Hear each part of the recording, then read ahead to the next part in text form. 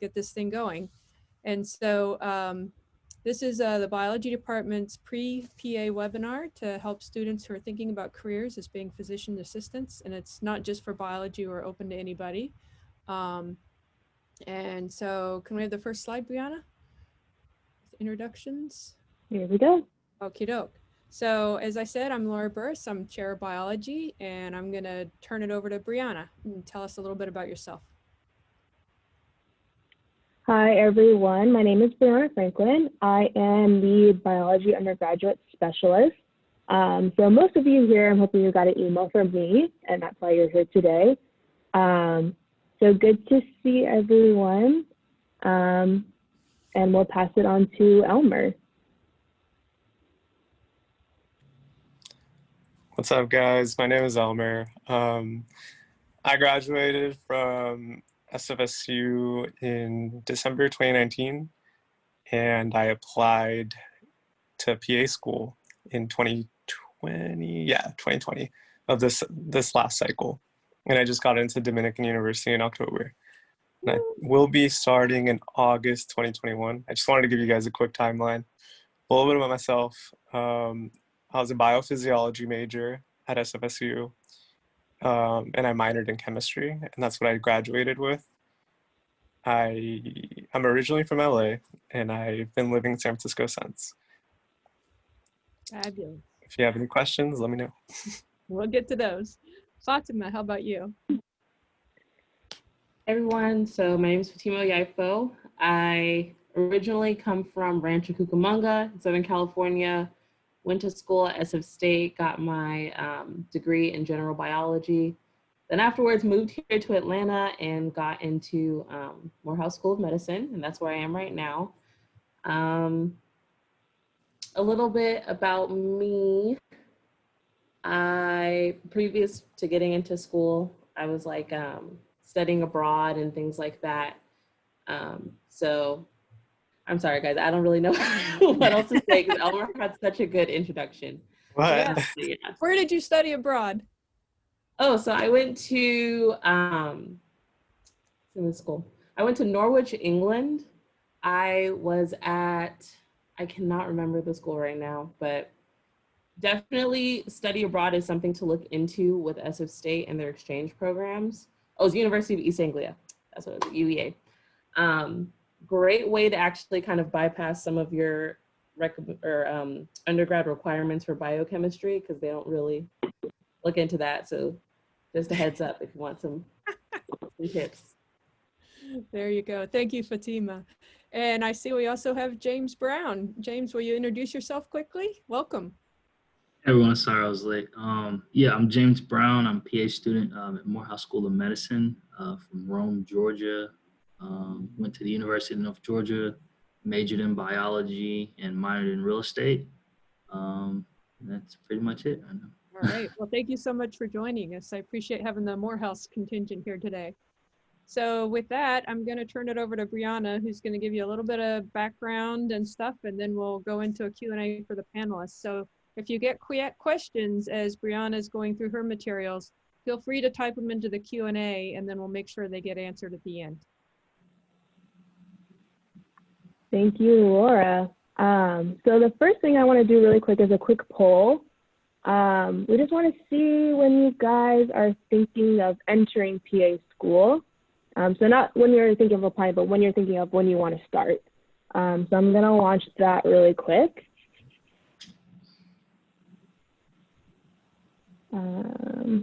Give you just about a minute to answer.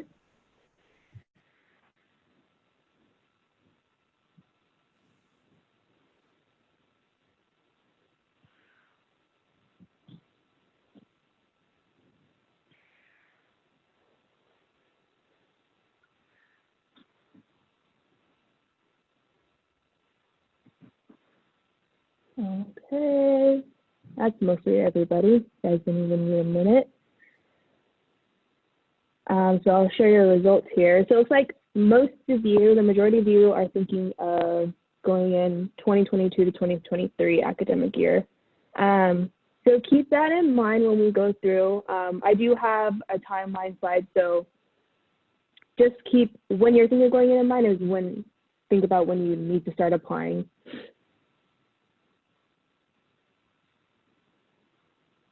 All right. Okay, so a lot of you right now, since you are pre-PA, are probably wondering what courses you need to take now as prerequisites. So really for this section, I've come across a lot of common required courses, but it really is different all over the map. So look at the schools that you're thinking of applying to and see exactly what prerequisites they're looking for, because they're all kind of all over the place. They're all under these general like chemistry, biology, English, but they might have different exact courses that they need. But the ones I have listed here are our most common required courses. So these are the equivalents here at SF State. So you have your general chemistry, intro biology, microbiology. Some of these also require the lab, so Bio 401 and 402. That's microbiology with the lab. So also take a look at that when you're looking at the prerequisites for the schools you're looking at.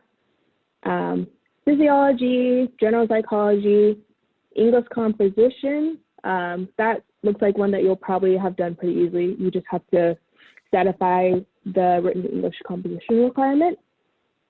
But definitely a good website to look at is the link I have up there. So if you go to the paeaonline.org, it lists all of the schools, and if you click on each of the schools, it will tell you exactly what requirements they need. So that's definitely a good resource. And at the end of this, I can send out this PowerPoint to everyone so you have it. And then next I have sometimes required. Again, this is not a solid list, so look at your schools, but sometimes required are organic chemistry, stats, calculus, physics. So yeah, definitely do your own research. Don't go off of this as a solid guide. But these are just things that you should keep in mind as you're going through your undergrad right now. Experience. So again, a lot of this does require research on your end. So see exactly what their experience requirements are. But a few things that you can do are shadow a PA. Right now, that might be not be the easiest thing to do with our current pandemic. But you can look up opportunities also at PAEA. Get involved in campus organizations. We actually have a pre-PA society, and I have more information on how to get involved with them later in our presentation. Healthcare-related volunteer experiences. I have a few listed here, but there's a lot of places you can go to, especially if you're not in the Bay Area. There's a lot of opportunities for you. Again, see what is available right now during the pandemic. I know a lot of clinics, I don't think they're accepting volunteers, but definitely look into it and see what's open to you right now. Also, healthcare related internship or job. There's a couple sites right there where you can find jobs, internships, and also just volunteering as well. You don't necessarily need to volunteer in the healthcare related field. Any volunteer experience is going to help you out. But if you can do in the healthcare, awesome.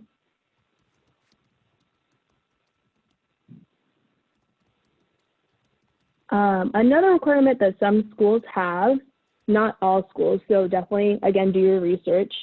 Some schools require the GRE. The GRE consists of 3 sections: analytical writing, verbal reasoning, and quantitative reasoning.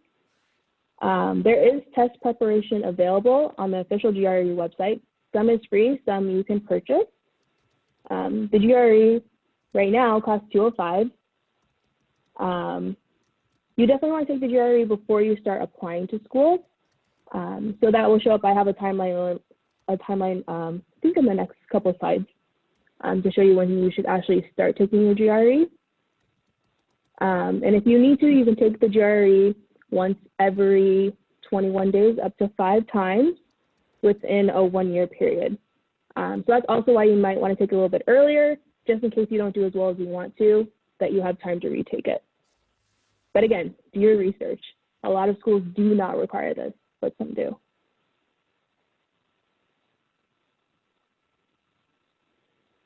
Another big part of your application will be your letters of recommendation. So these are pretty important.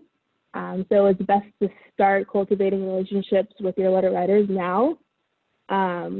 So asking questions in class, participating in classroom discussions, participating in your breakout room, being curious, demonstrating commitment to learning, coming to office hours. As you know, office hours right now are virtual. So even though we aren't in person, just make sure that you still are making an effort to make these relationships, because that will get you a better and more sincere letter of recommendation. Also being a team player.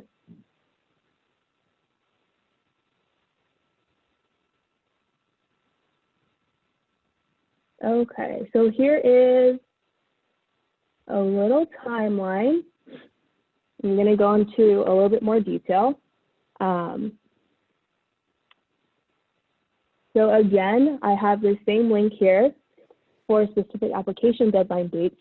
Check your individual program websites. Generally, applications are submitted 1 year prior to the year you plan to attend. And if you can apply early, you should apply early. So the start of our timeline is 2020X. So I'll give you an example. Let's say we're starting with 2021. 2020X is 2021 is your beginning, and then your end would be 2022, 2020X plus 1. So in your first year, January to April, you should take your GRE if you haven't already. And if you need to, if all the schools you're applying to don't require the GRE, you don't have to. In April, your application will open. So this is the earliest. This is the apply early scenario. That's when the application opens. In October, the application closes. May through December, applications are reviewed on a rolling basis. January through February of the next year are when interviews are conducted and when acceptance letters are sent out. And then August, that's when you will start school. So let's get into a little bit more detail about this timeline. So prior to applying, obviously you will want to research your PA programs to see exactly which ones you want to go to, which ones you want to apply to. Make sure you take all your prerequisite courses and meet with advisors to make sure that you're on the right track. Get involved in extracurricular activities. So that can mean doing stuff on campus, like their pre-PA society, doing things outside of campus, volunteering, internships, jobs. And then you want to prepare for and take the GRE if you want to take it early, if it's required. You want to order and collect all your official transcripts from all your colleges and universities that you've attended. And then you want to start gathering your letters of recommendation. So this is all prior to actually applying that you want to have this done. Okay. So your actual application deadline, because this is about a year before admission, you should be taking your GRE if you need to, or waiting for your score. Confirm your deadline dates for each individual PA program that you're applying to. Begin to fill out and submit your applications for your PA programs. And a lot of this is done through CASPA, which is listed down here, the Centralized Application Service for Physician Assistants. Most schools do their application through this. But some of their deadlines are different, so just make sure to check with each school what the deadlines are. And so you'll have your letters of recommendation sent to schools or CASPA. Again, check your schools for exactly how they want you to send them. CASPA will verify your primary application and they'll begin releasing applications to school within 4 weeks. And then during this time, you want to continue to work, volunteer, all that good stuff. So keep doing that.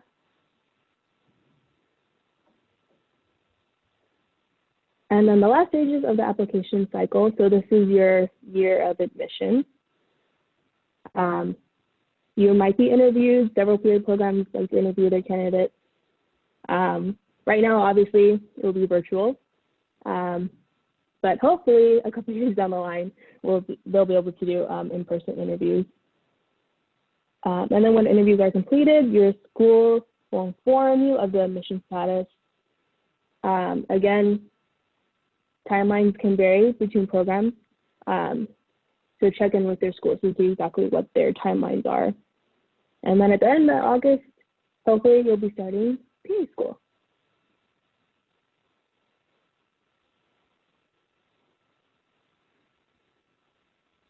Okay, so a few on-campus resources and tools.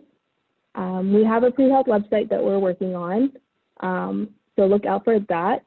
That should be on the Career Services website. And then we have the Pre-Physician Assistant Society, PPAS. You can contact them and apply to become a member through Gator Experience online. So highly recommend doing that. Academic tools that we have our academic advisors in biology. We also have general ed academic advisors through the College of Science and Engineering Student Success Center.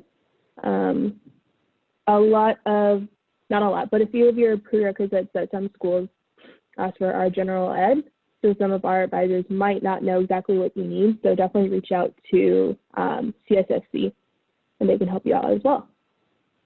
Again, like I said, with your letters of rec, making connections with your instructors will be good, not just for your letters of rec, but getting through your classes now. And then spring 2021, so some of you might have your enrollment appointments now, so you can look into this course.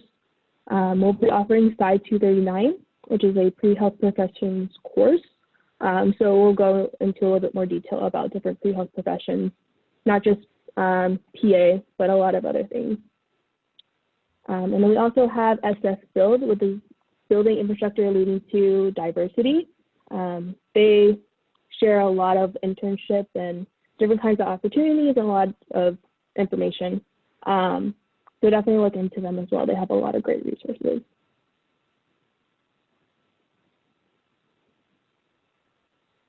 And that already brings us to the Q&A. Sorry if I talked a little fast. I felt like I kind of got through that quickly. It's all good. It's all good. So go ahead and take a minute to kind of think about your questions, what you might want to know, and type them into the Q&A box down at the bottom menu of your Zoom panel. And we'll get started talking to the panelists. And so before we go to the questions and Q&A, I'm going to ask the panelists, since you've all gotten accepted to PA school at this point, and some of you are down the road in PA school, what's one thing that you learned in the application process that you didn't know, but you wish somebody had told you? And we'll start with whoever's ready to start. I can start. The biggest thing that I want to emphasize to people is work on your letters of recommendation and contact people, honestly, around like January. You cannot submit your application until you have at least 3 letters. So if you wait late in the game, you might have everything else ready to go, but if you don't have those letters submitted by the people who requested it, you can't submit and you might miss the deadline. So make sure you are on top of it with those. Yeah, and I'll back Fatima up on that one. As a professor, I would say that 2 months minimum, 2 weeks minimum, 4 weeks preferred or more. So I see a question, who do we ask for the letters of recommendation? That's where you need to cultivate your instructors. And so any instructor that you've had in preferably more recently, so upper division, really challenging courses, you want to cultivate them. If you've had a research experience, talk to that person. But you want to have at least 2 that have been academic instructors. You could have 1 from employment if it's related, but I wouldn't do them all from employment and not from school. You really need some academic people in there. So Elmer or James, anything that you learned along the way that you wish you had known then? Yeah, I'll speak. I definitely say y'all are doing a great job with this. One thing I didn't know was that, all PA schools didn't take the same prereqs. So definitely knowing what PA school you plan on going to and then search their prerequisite because I ran into that problem when I was interviewing and I didn't have one or two courses. And so I had to like decide, okay, do I take it or do I just wait? Do I apply somewhere else? So definitely knowing like where you kind of want to go to and then work towards that, work toward those prerequisites. So that's very important. Yeah, thank you, James. And I would recommend even just making an Excel spreadsheet with each school that you're interested in and all their prerequisites so that you can really cover that. And when you go see an advisor, say, here's all the schools I'm interested in. Help me plan out a map that will get me through my prerequisites here. Elmer, what did you learn that you wish you had known then? Yeah, I actually made a big mistake of taking like a medical terminology course that was worth 3 units, but it was worth 3 quarter units, not 3 semester units. So it ended up being actually worth 1.5 semester units. And some of the schools that I wanted to go to, I didn't realize that because I didn't pay attention to it. And most of the schools required 3 semester units. So make sure you delve into what units are required per school because you don't want to make the same mistake I did. I really wanted to go to these 2 schools. And then I realized, oh man, I did not do 3 semester units. I only did 1.5 semester units. So I wasn't allowed to apply to it. So really delve into it. And if you really want to go to this school, go into it and make sure that quarter units and semester units, what kind of school are they? What do they require? Yeah, thank you. That's a good tip, that the semester to quarter units aren't equal, as you know. So I look in the Q&A box and I see that there's a question, will all my GRE scores show up on my permanent record? Do any of the panelists know that? I do. No, it's just you get to send in your score. So obviously you send in the highest score. Don't send in your lowest. So you'll be fine. Just get like a 300 or above. Focus on that. Okay, so for the MCAT, they do all show up on your record. So this is different for the GREs?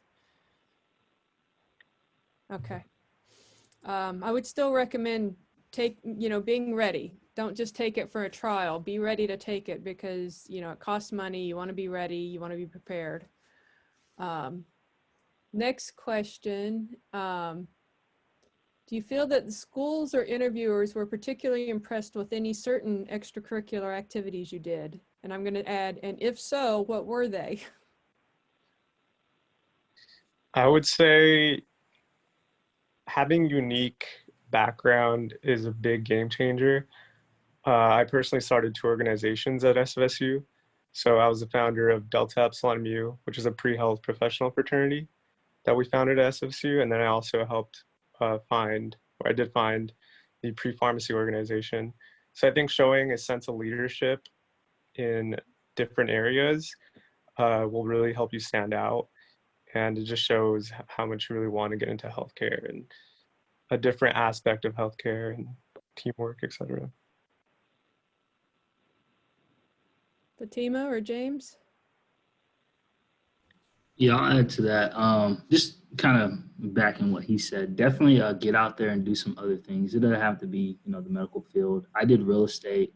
I did commercial real estate before I did medicine, and they like to see that you're well-rounded, that you can, you communicate with people. You can just kind of be out there with all kinds of people. So that's very important to do. So yeah, just getting out and doing other things and knowing that you're applying to PA school shows them that, okay, he's done other things and he's here for a reason. He really wants this. So that's really important. Yeah, thank you. Fatima, anything to add? For me in particular, I feel like my experience abroad really set me apart because while I was abroad, here's another great thing about studying abroad in the UK. They have an organization called St. John Ambulance where you get free like first aid training and you're there long enough, EMT training.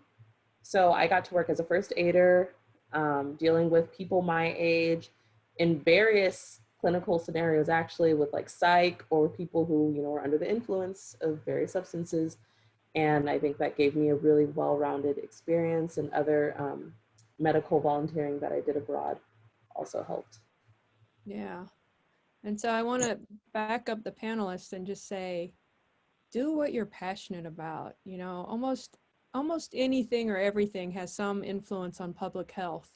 And so, you know, if you're passionate about women's health or homelessness or food pantries or anything that you feel deeply passionate about, even the environment, that all impacts human health. So do something you're super passionate about and do it well, would be my best advice. Next one says, what should pre-PA students do about PA programs that require patient care experience, but it's hard to get during COVID-19? Do you have any ideas?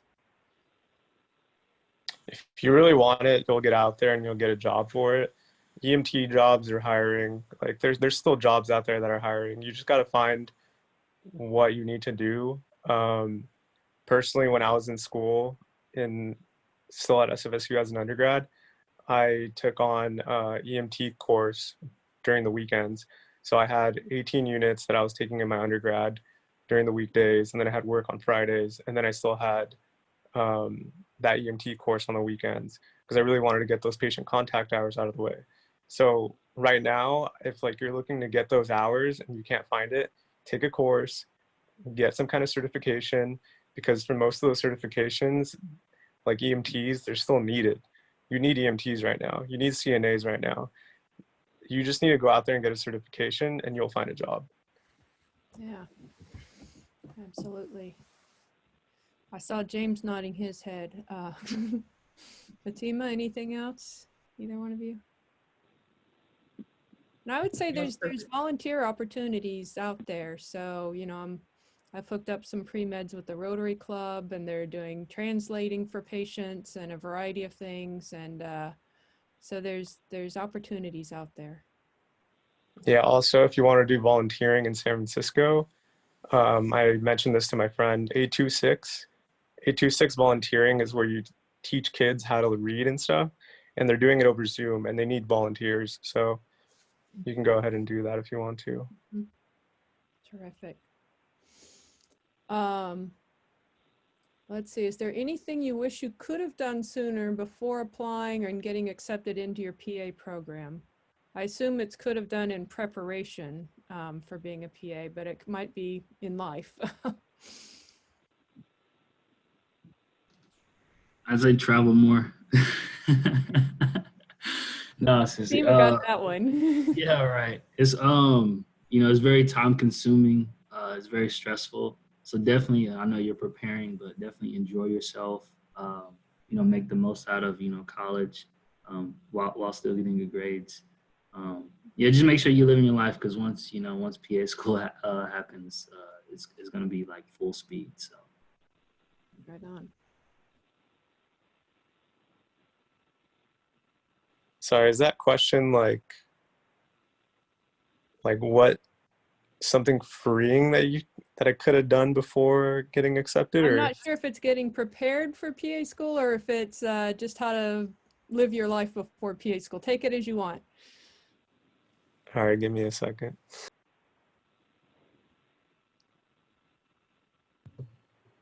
I agree with James on traveling for sure. One thing is, I do wish that I had become an EMT or a scribe before starting PA school. Highly, highly recommend getting a medical terminology course. It will, yeah, James is a scribe, so you know.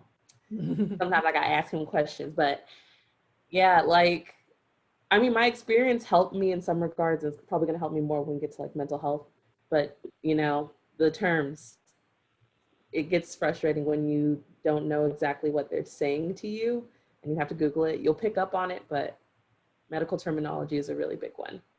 Mm-hmm. Cool. All right, so I'll answer it both ways, I guess. So in regards to preparing for PA school, I wish I had volunteered more, because I really only volunteered for like 30 hours, and that's what I applied with. And then I also wish, like, while I was in my undergrad, I started looking for PAs to shadow. I did it kind of last minute and I got kind of lucky, but it's not going to be like that for everybody. And in regards to in general, since I just got accepted, I'm kind of like wanting to work like a desk job or something, so I don't have to work as a 911 EMT and I don't have to be in healthcare for my whole life, you know. Kind of want to just hang out for a bit. So we'll see what happens. Very good. So here's one about how long in advance is it okay to get letters of recommendation? So would a letter written 4 months prior to the application still be valid?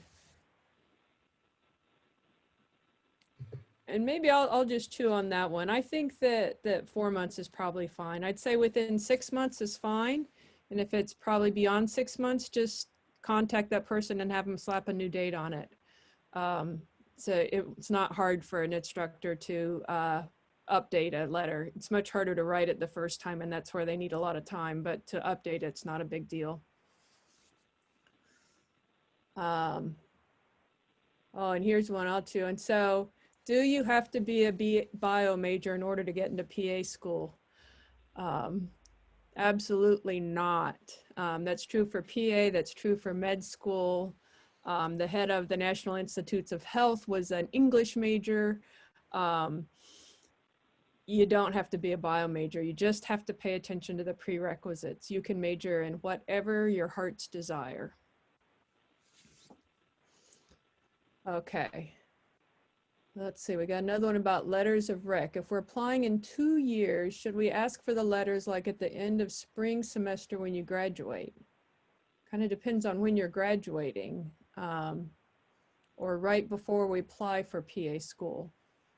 I see. So again, I would ask for letters while they're fresh. You know, your instructors may have thousands and thousands of students and might not be able to remember specifics about how you did on this paper or that paper if you wait too long. So I would get the letters, get them to write the letters while you're fresh. And if it takes a while before you're PA, then have them slap a new date on it. But you want them to write the letters when they're fresh, I think.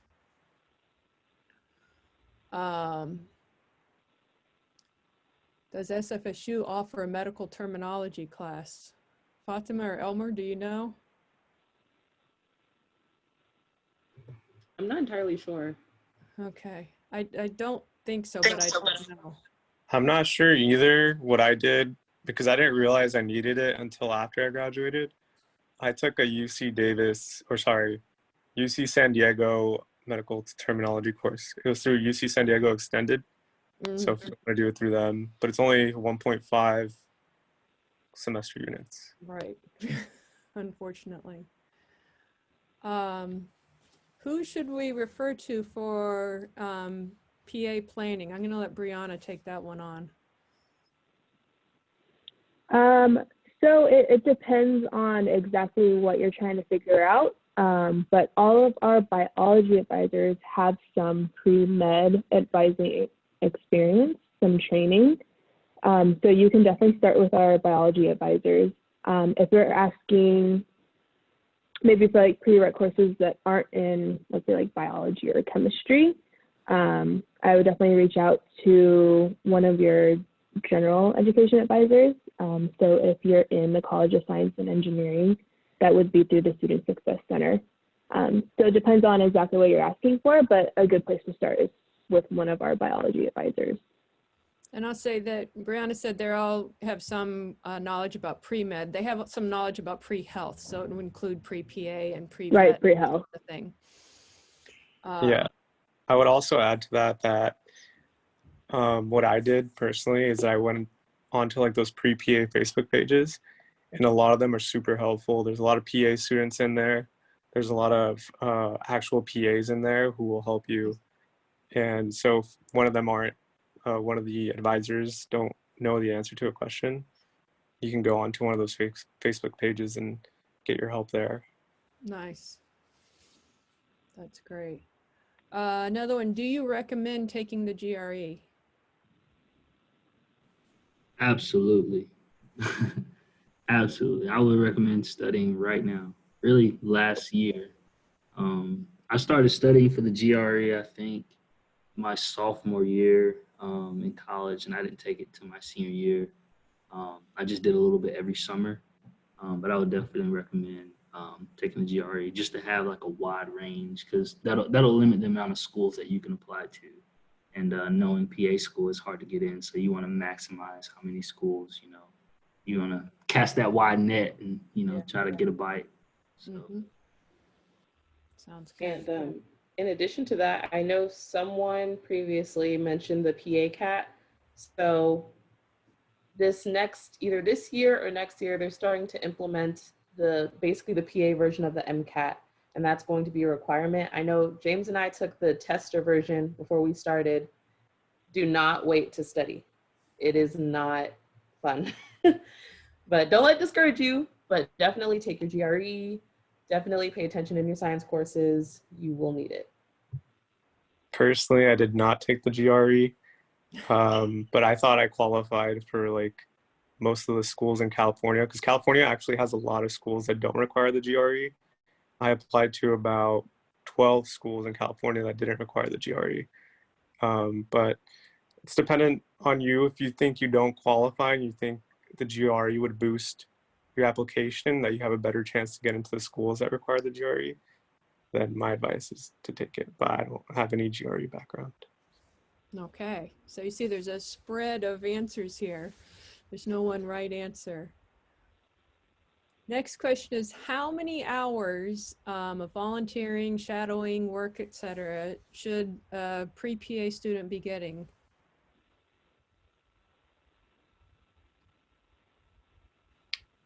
It really depends per school. But I would say you definitely want to have at least over 2,000 patient contact hours. I personally applied with 2,500 patient contact hours. And you want to get some HCE hours as well, so some healthcare experience. I personally applied with 1,500 healthcare experience hours. You can get that through volunteering in a hospital or just working. Like what I did is I worked in a pharmacy for a little bit, and it didn't count as patient contact. It ended up working towards my HCE hours. In regards to volunteering, I know a lot of schools require volunteering, and it just makes your application look really good. Again, I got really lucky with only 30 volunteer hours, but competitors are like 300 plus volunteer hours. And like I said, it looks really good on your application to have it. So I do recommend trying to get as much volunteer as you can. And then for shadowing, you should get as much shadowing hours as you can. If you get to shadow a PA, shadow that PA for 50 hours. And to add on to that, don't be discouraged, especially by like 2,000 being such a huge number. You'll get there. And look at each school individually, because there are some new programs that don't necessarily require around 2,000 hours, or even some programs that don't require any hours. Doesn't mean you shouldn't have any at all, but again, make sure to do your research, look into many things, and make sure you have a good mixture of direct patient care experience and volunteer work. Because if you're deficient in one, the other can kind of boost you up. Yeah, definitely. A lot of hours. Get those hours in. It's also important to your learning, because PA school, is essentially accelerated med school. So that you won't have a lot of time to go over everything. So like having that extra background is just going to help you in the long run, to be a competent provider. Cool, thank you. So next student asks, is it true that as a PA you can experience many different specialties, or are you stuck with just one? Yeah, so it's definitely true. We have lateral mobility currently, but the profession, there are some residencies out there for PAs. If you want to go into like emergency medicine, general surgery, orthopedic surgery, the really high in demand specialties, more than likely you would probably need a residency, unless you want to live in like Idaho or somewhere really rural where they desperately need people. But yeah, you can work. My mom, she's a PA, so she does urgent care. She's done derm. She's done a bit of plastics, orthopedics. Like, you can move around.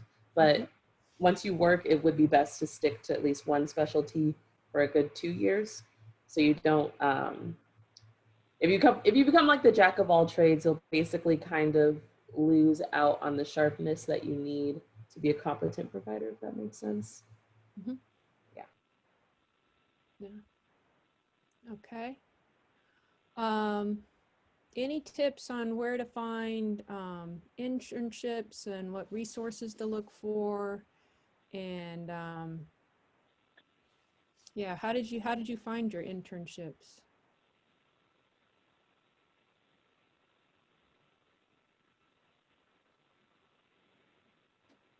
I mean, we don't really do internships. Okay, so volunteer experiences. Oh, How okay. did you find your various experiences? Like I said about the certification for EMT, I did it through American Health Education. That's in Dublin, but I think they're doing certifications online now. Mm-hmm. So if you wanted to get that, I think you can do it online. There's a lot of certifications you can get online at the moment because of COVID. And then volunteering, like I mentioned earlier, 826 volunteering. If you literally just type in 826 volunteering on Google, it'll pop up, and it's a San Francisco based volunteering, and you could just sign up for it right there. There's an application. Usually they hit you up within the next day. Yeah. I'll add that a lot of hospitals have, if you go to like UCSF and a volunteer website, and then they'll have a portal for applying for volunteer positions. So we've got Sutter and CPMC and UCSF and Kaiser and all sorts of hospitals. You can just apply directly there. And just to add on, even if you look up like UCSF and you don't find anything specific to like that you think is specific to medicine, still go and volunteer because you can network, and through networking, that's how you're going to get shadowing and various other opportunities. Mm-hmm. Yeah. Okay, the next one I think we've already answered. It says, our EMT experience is good for showing experience. I think that would be a definite thumbs up from Elmer and James and Fatima. Sorry, my questions keep popping around here. Let's see. Gosh, they're moving on me. I had them all in order. For a letter of recommendation, is a professor from a community college okay? Yep. I'd say probably one. I wouldn't do all three from a community college, but I'd say one that knows you really well would be good. Yeah, as far as the letter of recs too, just kind of backtracking, I would definitely try to be strategic about it. The way I did mine is I had one from a physician, I had one from a PA, I had one from my old high school counselor, and one from my mentor. So like definitely getting around to people who know you from, long term, short term, people who you may work with, people who may be over you. Definitely be strategic about it because that gets you a whole holistic approach to like who you are as a person. Because all these people can say good things about you, so that'll be really good. Don't get like all PAs or all docs or all professors. Definitely Yeah. space it out to different kinds of people. Mm-hmm. Yeah, I would say you definitely want to try and go for the professor with like the highest degree. I don't know if that's true, but that's personally the way I did it. Like if someone had like a better title, I tried to put them in there because I thought they would be looked at as better. I don't know if that's true. No, I But agree. It shouldn't be that way, but I totally agree with Elmer. There's kind of a hierarchy of, if you have a graduate teaching assistant teaching your lab versus a non-tenured lecturer versus a tenure track faculty member, then you're going to want to go for the tenure track faculty member. If, yeah, the lecturer is just the one who knows you absolutely the best, then go for it. But the people are going to have that perception that's not really true, that the tenure track faculty member's recommendation has more weight. And so, yeah, if you have a lecturer and who doesn't have a PhD, and then you have a professor who has a PhD, and they both know you the same amount, I would go Yeah. for the one with the PhD. yeah, should do Personally, like a tiebreaker. yeah, and then try your best to get a letter of recommendation from a PA. Again, and I think I got pretty lucky with people that actually really knew me and explained who I was, because I got one from a professor, a supervisor, and from a coworker. Typically, you want one from a PA or a medical professional, but unfortunately, I didn't get the chance before my application to get that done. So try your best to get a PA letter of rec. But again, don't worry too much about it. If you have people who can really back you as to who you are, like what happened to me, then I think you're going to be okay. Yeah, and I'm glad the coworker worked for you, but I would kind of discourage most people from the coworker because the reviewers are scared that those are usually just your friends, and of course they're going to say something nice. And so you want to make sure, in my opinion, that it's somebody above you. Yeah, it was like a coworker that was above me, like a paramedic Okay. nurse is what Yeah. it was. So it wasn't Yeah. necessarily like we weren't at the same level, Okay. but we Good. worked together. So it was, a little Yeah. different. Okay. So the next question is PA a division of nursing? If not, what are some of the major differences? So PA is not a division of nursing. You're probably thinking of like a nurse practitioner. We are advanced practice providers, same as a nurse practitioner, but we learn on the medical model. So if anything, I like to say it's more of like the master's version of a doctor. That makes sense. Correct me if I'm wrong, you guys. Yeah, I think the big difference is how we're trained versus nurse practitioners or nurses. PAs are taught from like an evidence-based medicine approach versus nurse practitioners are taught more of a um, holistic approach, looking at kind of how the patient is feeling in that particular time. But we look at like the evidence and what's being shown, as far as like labs and tests and stuff like that. So it's a different way of learning, I'd say. How can you distinguish between what the day-to-day activities of a nurse practitioner and a PA might look like? How would they be the same or different? Oh, they're very similar. They're very similar, honestly. Like almost the same, honestly. Okay. They're taught Yeah. differently is the biggest difference. Like there's literally the biggest difference in being taught on a nursing model instead of being taught through a medical model. And that's the biggest difference. But in regards to being like, let's say you're in the emergency room, a nurse practitioner will do basically the same things a PA will do inside of the emergency room. So a nurse practitioner will order the nurse to do things for her or him, and the PA would do the same thing. But they're just taught differently. Okay. Thank you. And so the next one is a student who says, I'm deciding between pre-med and PA right now, and they're curious about what made you lean towards PA. What was the toggle point?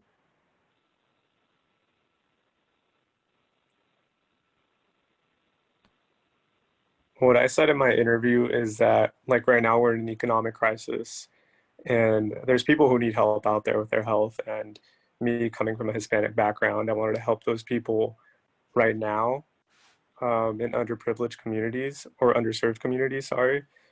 So that's basically what I mentioned in my interview. Like I wanted to get that done now rather than waiting like 10 years to help other people.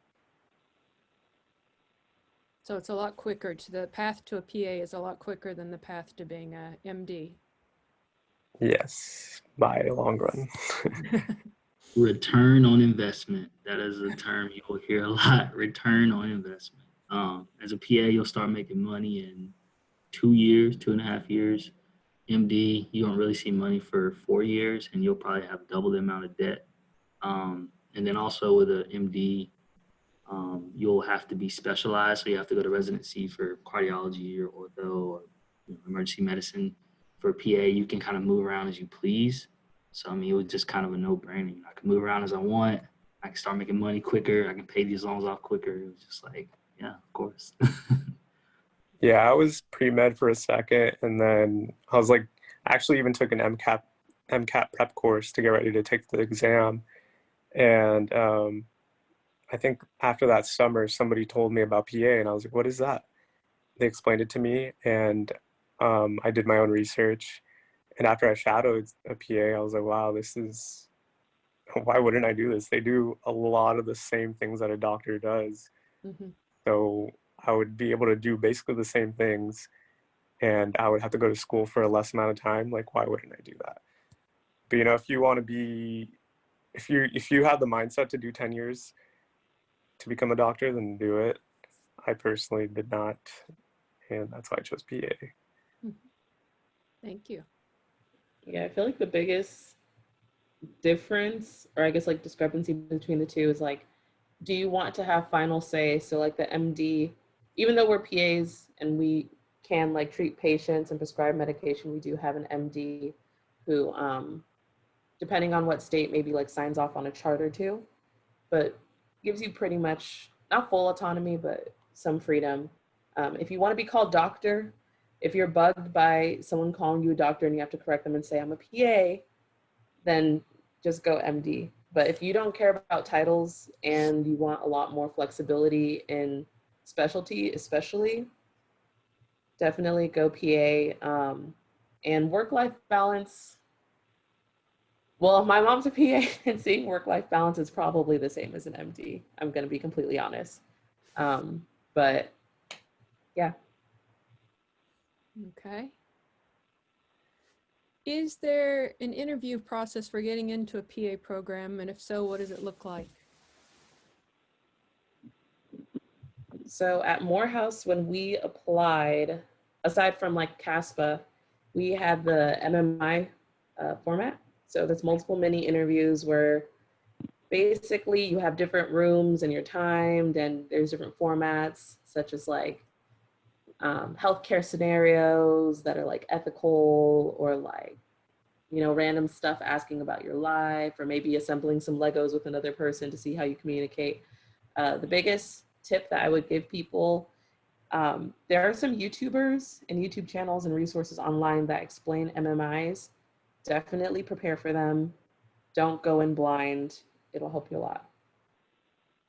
Yeah, the best advice that I got actually from a coworker that got into PA school at Dominican as well is he read Savannah Perry's interview book, the interview guide to get into PA school or something. It's on Amazon. I read that 3 times, and I kid you not, it was so helpful. I used that I read it to the T, and I made sure somebody mock interviewed me. And when I did the mock interviews, I made sure I didn't write sentences. I did bulletin points, because if you do sentences, you're going to sound robotic and you're going to sound like you memorized your interview questions and answers. So do bulletin points and then figure out where your weaknesses are in your interview and read that book. I'm telling you, it was super helpful. My interview, it was like intros, you talk to students, and then it was a 2-on-2. So it was me with another person interviewing. It was me and another interviewee, and then a faculty member and a PA student at the current school. So it was a 2-on-2 interview, and they would ask us questions, and we would both answer at different times. And then for UC Davis, I got invited for an interview there. I didn't take it on because I didn't really like the school. I didn't really want to go there, but their style was like doing group interviews, and I did not want to do that either. But on Savannah Perry's book, she talks about all the styles. She talks about MMI, she talks about group interview, and she talks about like 2-on-2. So it's very helpful. Cool. Every school is different. Okay. Here's a question. It doesn't require an answer, but somebody's curious if you're willing to share email addresses from the PA alumni. So if you're willing to share your email address for questions, drop it into chat. And if not, don't worry about it.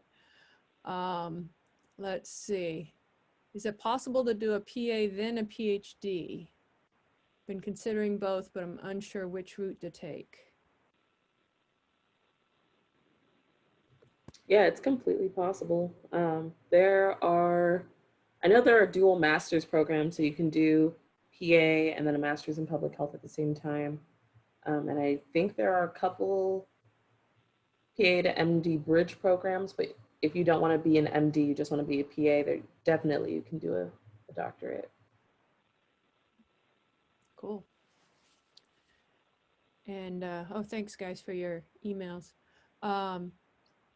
Is the PA school as competitive or differently competitive than nursing and med school? More, more. It really is. Like honestly, it's harder to get. If you can get in a PA school, you will get in an MD school. Because honestly, and what I've been told a lot is that a lot of the MD students who don't get in apply to PA school, so they're like, they have these like extensive, applications, and then there's just a lot more people that find that PA school is a lot more doable than MD. So you just have you have really smart people and a lot of them applying. So it's super, super, super competitive. If it's not the most competitive um, program there is, seriously. Yeah, PA school applying is very super competitive. I tried my best to sound as unique as possible. In my personal statement, that's a big game changer. You really want to make yourself stand out. Don't sound like everyone else. I personally made mine a story, and just because I wanted to make it different, I didn't say like I want to be a PA because it's super basic, right?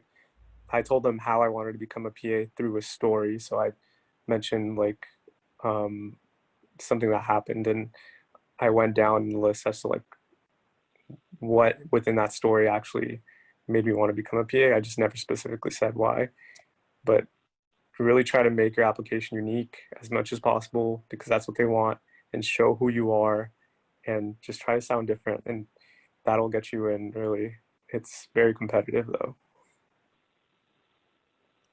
Thank you. What tips do you have for studying for the GRE? Did you use any, handbooks, or did you take GRE prep courses, or what did you do?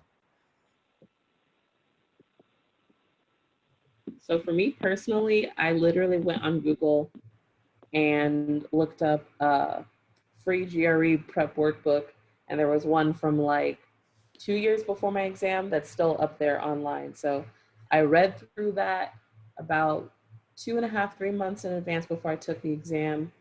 I made sure to write notes on every section, do all the practice questions, and I got my above my 300. So you don't have to spend a lot of money, but you do have to do a little bit of digging if you don't want to put in money to a course. Yeah, sorry if this isn't allowed, but I did buy the books and I never used them because I decided not to take it. So if you want to buy it, email me. Let me know.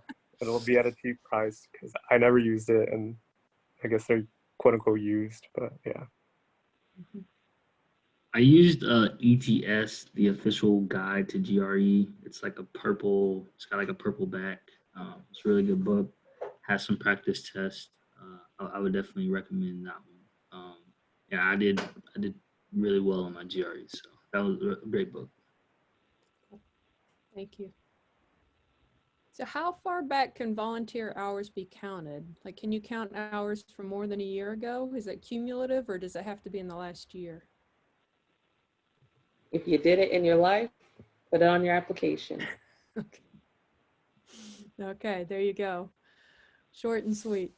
I do think there are some schools that say do not include like high school volunteer hours, but just double check on that. I know there were some schools when I applied, they said do not include your high school ventures, Okay. but just But double check. certainly flexible through college. Yes, yeah. Okay. Do you know if there's further training needed to become a surgical PA? Is there something additional on top of the regular coursework? So just residency. If you want to go into orthopedic surgery or general surgery, residency is again half the time of MDs. So probably be like a year and a half, getting paid about 50K a year, maybe a little bit less. UCSF, by the way, also has a residency program for PAs. Cool. Thank you. That's good to know. So here's one. What is a typical day in the work life of a PA look like? Should I get my mom? I mean, she's here. Sure. I'll go grab her. Hold on. That'd be great. In the meantime, James or Elmer can pipe in. I'd say it's just, I mean, you're a provider. So I know a lot about the ER. So from an ER standpoint, a patient comes in, you see them, uh, you hear their story, you make sense of it, you determine, kind of what your differential diagnosis is. You examine that patient, you order the appropriate test, you order some medications for them for their pain or whatever they may have. And then you wait on your test and your imaging to come back, and then you interpret that. And then from there, you just kind of determine if what you thought was was correct. So, and then you'll kind of correlate with other physician assistants and other physicians, and just kind of, you're treating people and you're doing, you're diagnosing patients. So. Cool. So I see Fatima's mom there now. Hey, hello, everyone. It's my lovely mother. Hi, Mom. Mary, how you doing? Good. How are you? I bet you didn't know you were going to get called into this. No, I didn't. So can you share with our students, since you're currently a PA and I think you've been one for a while, what does your typical day look like? Well, I mean, I get up in the morning and I go to clinic and we start seeing patients right away. So I'm in urgent care currently. Uh-huh. I think probably within 10 minutes of walking through the door, we see patients in very fast, we call fast track, which means we probably have about 10 minutes to see every patient. Uh-huh. So basically the patients check in, the medical assistants go in and take the chief complaint and do their vitals, and then we go in and we do the history of present illness, and then we do an exam. And then I come out and I do my diagnosis and treatment plan and order prescriptions. And then we quickly print out after visit summary and give it to the patient. We're out the door. Okay. How many patients do you see in a day usually? With COVID, now maybe about 80 patients a day we're seeing. Holy moly. Girl, why do you think I come Does home? 5 or 10 minutes a patient?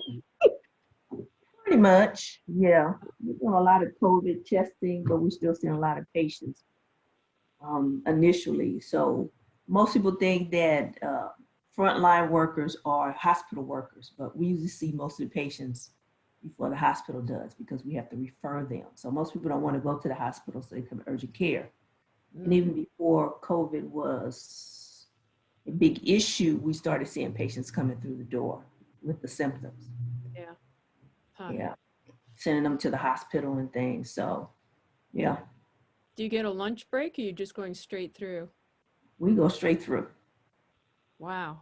You grab something to eat real quick while they're loading up, putting more patients in the room, and you go eat right quick and you run back and you go back to work for about 12 to 13 hours. Uh-huh. Wow. That's And just so- urgent care. Yeah. Primary care, I've done that. That's a little different. You get in at 8 o'clock, you might see your first patient at 8:30, and every patient's about every 15 to 20 minutes. And you pretty much go in and do the same things, except for it's a little different because urgent care is acute problems where primary care is more chronic, and you do some acute stuff, but mostly chronic stuff. So like acute. Oh, For acute people is that- like you got a cold, broke an ankle. Chronic is diabetes, hypertension, Yeah, happened for a while. hypothyroidism. So those are things that go on for longer than 3 months. We consider chronic. Yeah. Okay. And you just pretty much in primary care, you're following that patient's progress. So you try to come up with a treatment plan that, I mean, I just kind of feel that you and the patient agree on, and you come up with some goals. And basically what you're doing is monitoring those goals and encourage them to meet the treatment plan that the two of you have agreed upon. Mhm. So that's a little slower paced. I think it's a little more rewarding than urgent care, because Well- it's nice to know that, it's nice when you see people get progress. Well, that's my follow-up question then, because it sounds like what you're doing right now is kind of grueling. What about being a PA feeds you or do you love?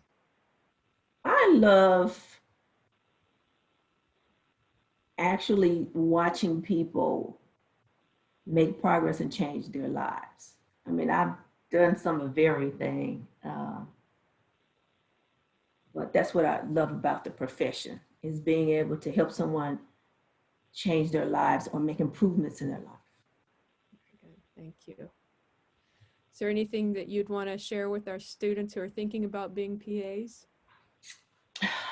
You know, when you first start off, and I think everybody wants to go into a specialty. Even I did. I mean, I've been doing this for 25 years.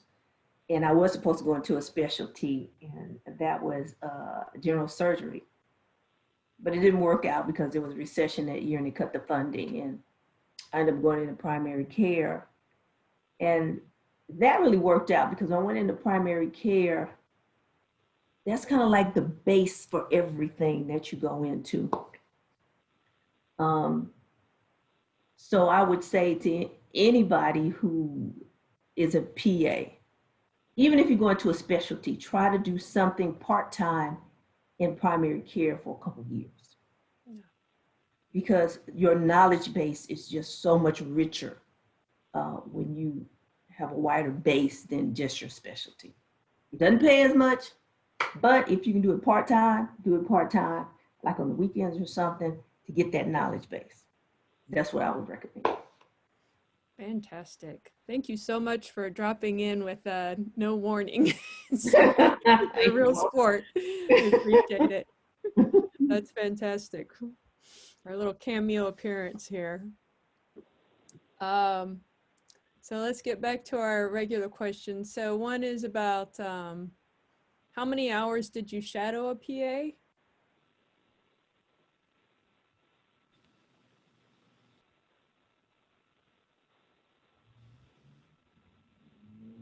Anybody? How many hours you shadowed a PA? Oh, you can go. No, go ahead, Elmer.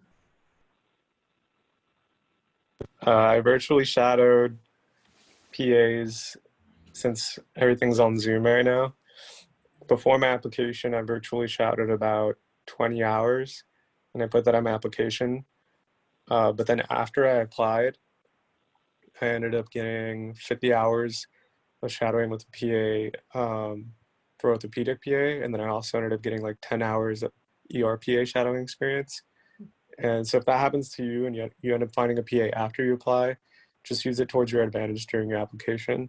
That's what I did. I made sure I mentioned it to present that I actually physically shadowed one, but yeah, try to have like 50 or 25 plus at least.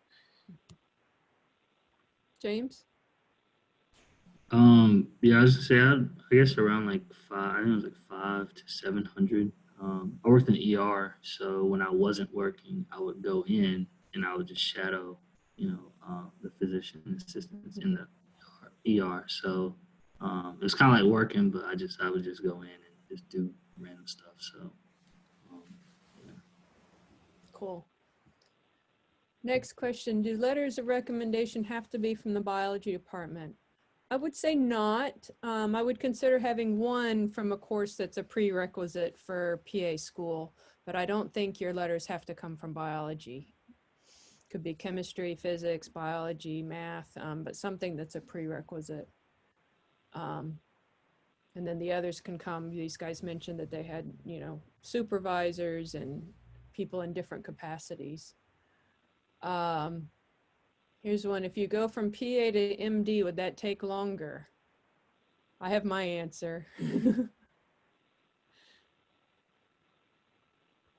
I'm thinking it would. What do you all think?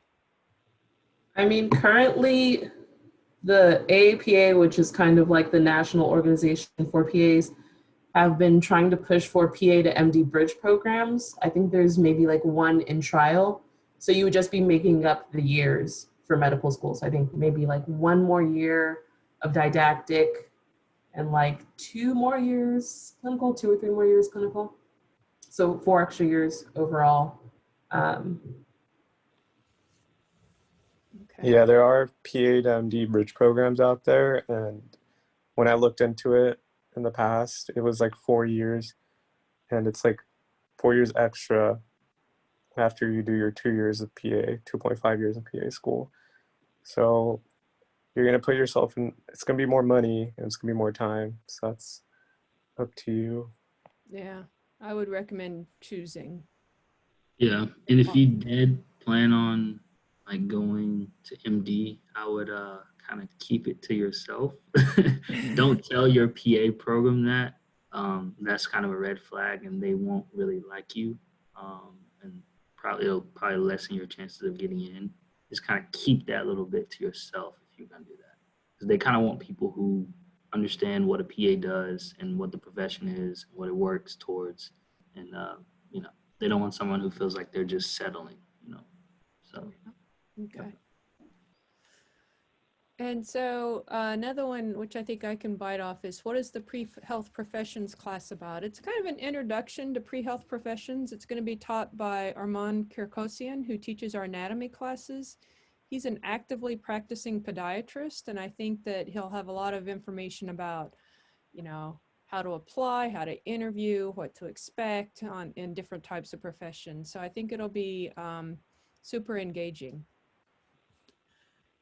And here's what I'm thinking about dermatology PA. Is there anything differently we have to do than the other specialties?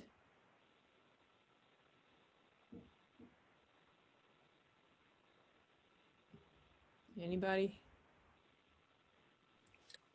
Now you kind of just learn everything on the job.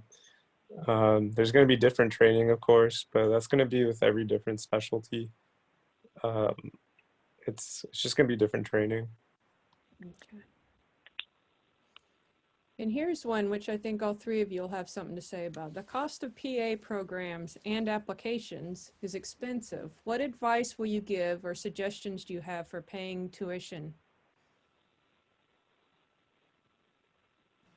loan it out. I mean, there's no other way around it unless you're filthy. I was poor, unless you're filthy rich. I was from very unfortunate circumstances. So, I mean, you're just going to have to loan it out. But the thing is about PA, like I was saying earlier, it's a return on investment. If you're lucky, you'll be out. It depends on the school. If you're private, it's kind of expensive. If you're public, it'll be less expensive. But the amount of money you make in 2 years will be, 2-3 times that in a year. So definitely just loan it out.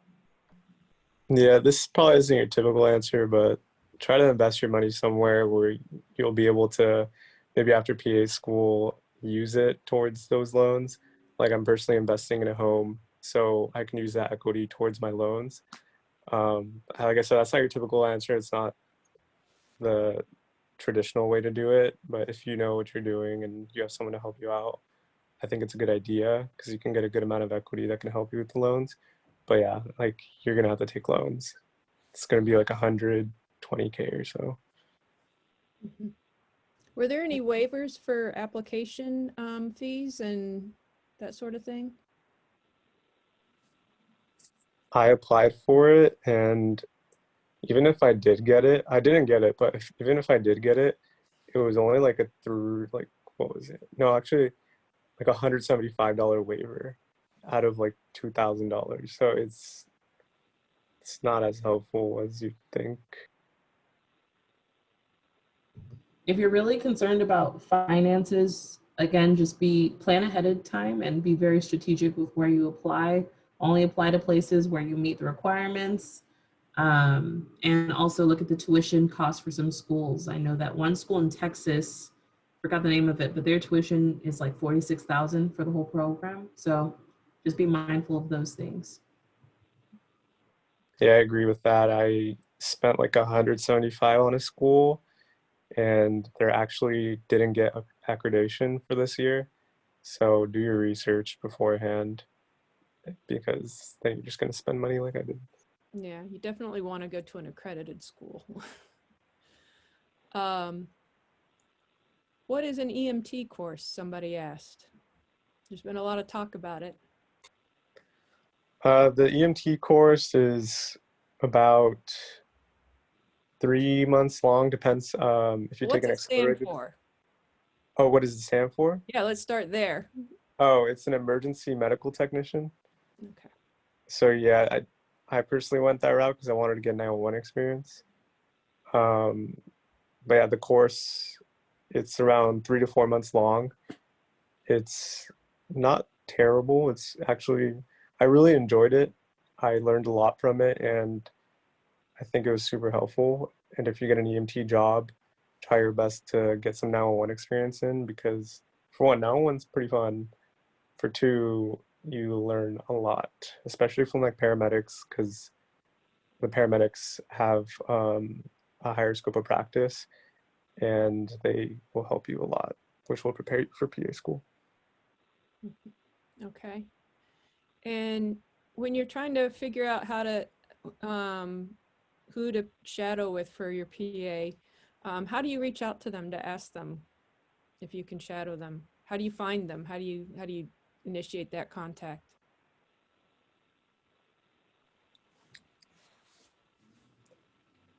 Facebook So, group. Oh, I Elmer, you. I personally joined a lot of Facebook groups, PA Facebook groups. And if I saw a PA mention who they were and they were in my area, I'd get on it right away. And being an EMT also, um, when I would be in the emergency room, I know this is unprofessional. Like usually, typically people say, oh, be professional about it. You don't want to make it look bad on you. But my personal mindset is that if you want it, you'll just go at it. And if whatever happens, happens. You're probably never going to see that PA again. So if it's a lose, it's a lose. If it's a win, it's a win. I asked an ERPA at St. Francis here in San Francisco if I could shadow her, and she said, yeah, no problem. We had a long conversation about it, and I ended up shadowing 2 ERPAs. So just ask anyone you can. I know people say not to because it's unprofessional, but I'm gonna suggest otherwise. Fatima or James, how did you find PAs to shadow? For me, it was just honestly, it was connections from my job, connections from my mentors. Just use any kind of connections you have, to your advantage. Just reach out and like Elmer said, just really just, the worst they can say is no, and then best they can say is yes, and then you'll have, amazing experience. And then from there, use their, you can use their connections and then move on to something else. So yeah. Just keep those networking going.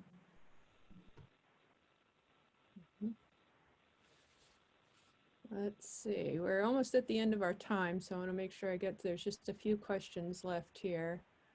Laura, we also have one raised hand. I don't know if you want to answer that question Okay, in real time. so let's see here. You've allowed them to talk. Michael Rodriguez, you still have a question?